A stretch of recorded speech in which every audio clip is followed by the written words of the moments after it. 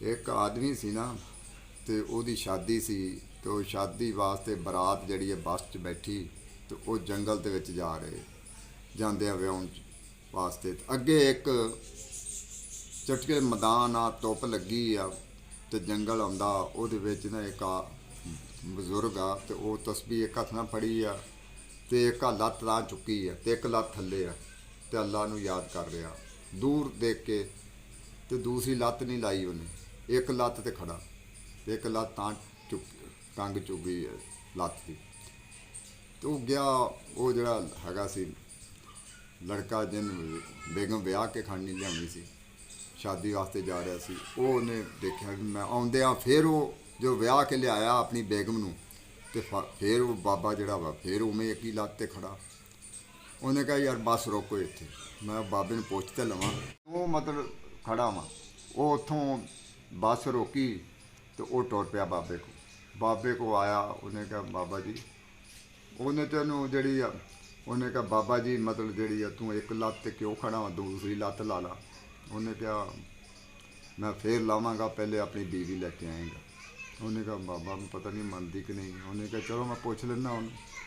ਉਹ ਗਿਆ, ਉਹਨੂੰ ਉਹ ਸਾਰੀ ਜਿਹੜੀ ਬਰਾਤ ਆ ਉਹ ਸਾਰੀ ਆਪਣੇ ਚਲ ਗਈ, ਉਤਰ ਕੇ ਬੱਸ ਵੀ ਚਲ ਗਈ। बीवी ਸੀ, बीवी ਨੇ ਕਿਹਾ ਵੀ ਠੀਕ ਆ, ਉਹਦਾ ਕਹਿਣਾ ਮੰਨਿਆ। ਉਹਨੇ ਹਜੇ ਤੱਕ ਗੱਲਬਾਤ ਵੀ ਨਹੀਂ ਕੀਤੀ, ਤੇ ਮਤਲਬ ਹਜੇ ਤੇ ਬੱਸ ਦੇ ਵਿੱਚ ਨਵੇਂ ਵਿਆਹ ਕੇ ਲਿਆਂਦੀ ਸੀ। ਉਹਨੇ ਕਿਹਾ ਠੀਕ, ਉਹ ਟੁਰ ਪਈ, ਕਹਿਣਾ ਮੰਨਿਆ ਆਪਣੇ ਖਾਵਣ ਦਾ।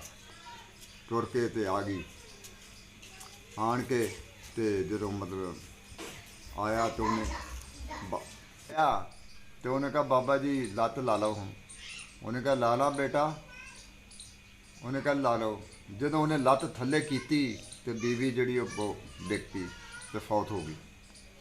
ਉਹਨੇ ਕਿਹਾ ਚੰਗਾ ਬਾਬਾ, ਲੱਤ ਲਾਈ ਹੈ ਵੀ ਮੇਰੀ बीवी ਵੀ ਗਈ, ਜੰਜ ਵੀ ਚਲ ਗਈ ਸਾਰੀ, माँ बाप भी गुस्से हो के चल गया, तो मैं चंगा मतलब बीवी विआह के लियांदी है।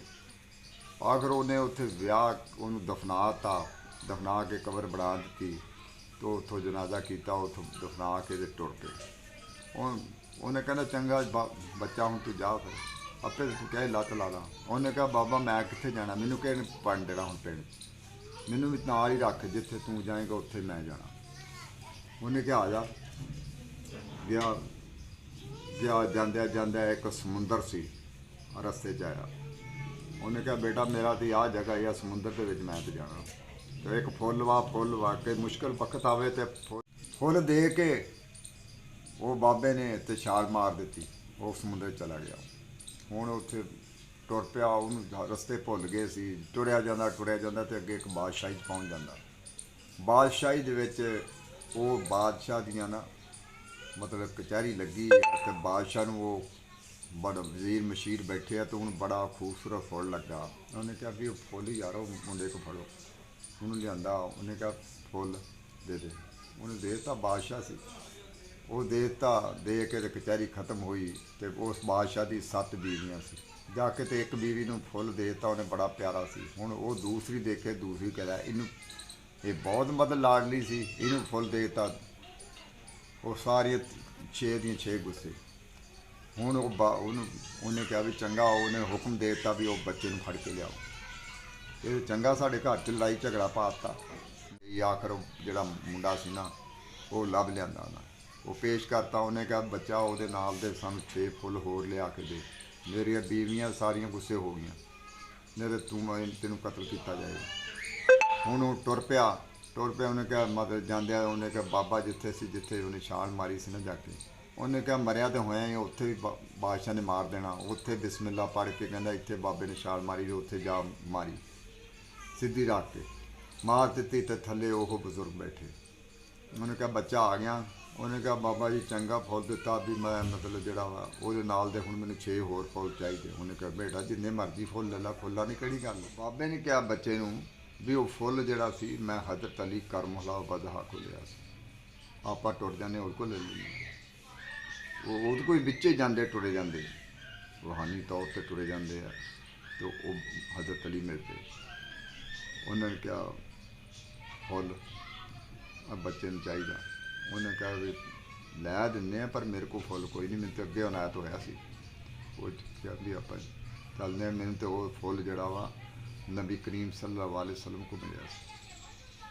वो नबी करीम सल्लल्लाहु अलैहि वसल्लम को हज़रत अली नाल टुर पैंदा तो वो जो फुल अगे नबी करीम सल्लल्लाहु अलैहि वसल्लम को पहुँचे तो उन्हें कहा, हज़रत अली ने कहा भी इन्हें फुल चाहिए एक अब बच्चे हैं, नहीं तो बादशाह ने इन्हें मार देना। उन्हें कहा बच्चा तेन लै दिन्ने पर मैनू भी अगे उनायत होया सी, मैं तो माम हसन ने दिता सी। उन्हें कहा खुद को टुर जाने। माम हसन को पहुँचे तो उन्हें कहा नाना जी ये फुल तो मैनू अगे मिलिया सी, माम हुसैन ने दिता सी। उन्हें कहा चलो आप उहदे को ले लें। सारे टुर पैंदे है। जो माम हुसैन को गए उन्हें कहा ये तो मैनू नाना जी फुल जड़ा मेरी माँ ने दिता, बीबी फातिमा ने। उन्हें कहा चलो आप बीबी फातिमा को ले लें। जो बीबी फातिमा को गए अगे सारे बढ़ गए बिच मतलब जन्नत तो देखे तो वो तो फुल सारे लगे खूबसूरत फुल हर किस्म की मतलब उत्थे तो जी उस आदमी की जी उत्थे बीवी फौत हुई सी ना वो भी वो नकरानी उस आदमी की जी बीवी सी जी उत्थे जंगल च फौत हुई सी जिन्हें कहना मन्निया सी अपने खावन का तो वो भी उत्थे मतलब बीवी फातिमा नूं घुटदी पई आप दा मतलब जड़ियाँ आप की खिदमत करती पई आप ना मतलब खाना खुआती पई तो आप दी नौकरानी बनी। तो उन्हें कहा आज तेरी बीवी, उन्हें पछाण लिया। उन्हें कहा लै जा। उन्हें कहा जी मैनू तो इतों उत्ते चंगी जगह लभदी नहीं पई, मैं नहीं हुण जाना बाहर दुनिया ते, मैं इत्थे ही रहना। छड्डो मतलब जिहड़ी ये तो हैगा मतलब अल्लाह के बंदियां दी शान है। देख कित्थे फुल ने कित्थे मतलब उन्होंने मकाम दिता तो बीवी ने मतलब अपने खामदान ना कहना मन्निया ओदी वजह तो उस नेकी की वजह तो बीवी फातिमा को पहुँच गई उस वसीले ना ते जन्नत च पहुँच गई। अल्लाह अल्लाह करने से अल्लाह नहीं मिलता, अल्लाह वाले हैं जो अल्लाह से मला देते हैं। निगाहे वली में वो तस्वीर देखी,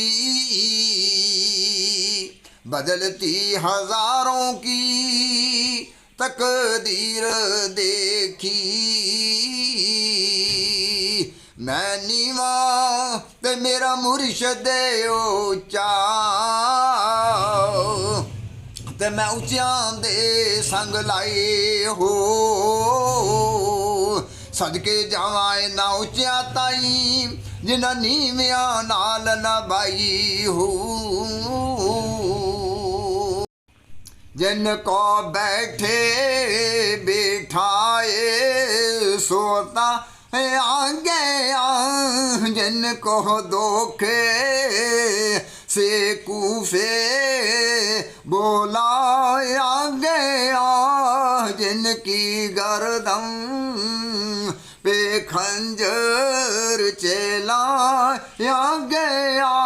उस हुसैन इब्ने हैदर पे लाखों सलाम, शमाए बज़ में हिदायत पे ला